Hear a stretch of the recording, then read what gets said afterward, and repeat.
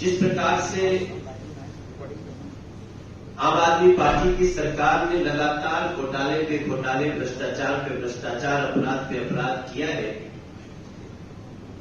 इससे ये कहना अतिशयोक्ति नहीं होगी कि आम आदमी पार्टी के शीर्ष नेताओं को देखें तो ये पूरी तरह से चोरों की बारात लगती है। और उस चोरों की बारात के मुखिया अरविंद केजरीवाल बार बार अपने को सिद्ध करते हैं कि वो चोरों की बारात के मुखिया है। अरविंद केजरीवाल का ज्ञान, सारा ज्ञान हर जगह भ्रष्टाचार करने में ही लग रहा है। उसका एक एग्जाम्पल है, जब हम लोगों ने क्लासरूम घोटाले की बात करी थी, जब हम लोग इसको लेकर के आगे बढ़े थे, पता चला था कि एक एक कमरा 32-32 लाख रुपए में बन रहा है, तो मन को शंका हुई, ये क्या हो रहा है। दिल्ली की भारतीय जनता पार्टी के समय की एमसीडी परमानेंट स्ट्रक्चर बनाती थी लगभग 9.5 लाख रुपए में एक कमरे के। वहां दिल्ली की आम आदमी पार्टी की सरकार ने 32 लाख में बनाए सेमी परमानेंट स्ट्रक्चर, काटर पटिया वाली छत, जो कि सेमी परमानेंट मतलब कभी भी उसको उखाड़ के रखा जा सके, और उसकी कीमत 32 लाख। जब हम लोग इसमें आगे बढ़ते हैं तो आपको जान करके पता चलेगा कि जैसे कांग्रेस ने, जो आजकल एक गठबंधन में, उसने भ्रष्टाचार की सारी हदें पार कर दी, वैसे ही उसी गठबंधन के एक अरविंद केजरीवाल ने भी भ्रष्टाचार की सारी हदें पार की।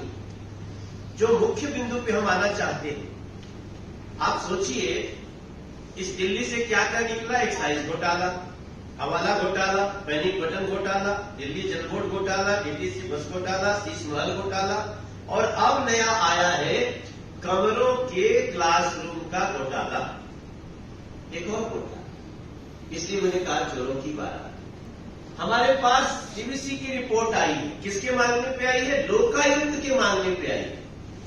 उस लोकायुक्त में जहां ये लोग कोशिश करते हैं कि केस ही पहले तो इसको सुनाई न जाए, हम लोग अपनी न्याय की आशा में और अपनी जिद पे, अपनी सच्चाई पे अड़े रहे।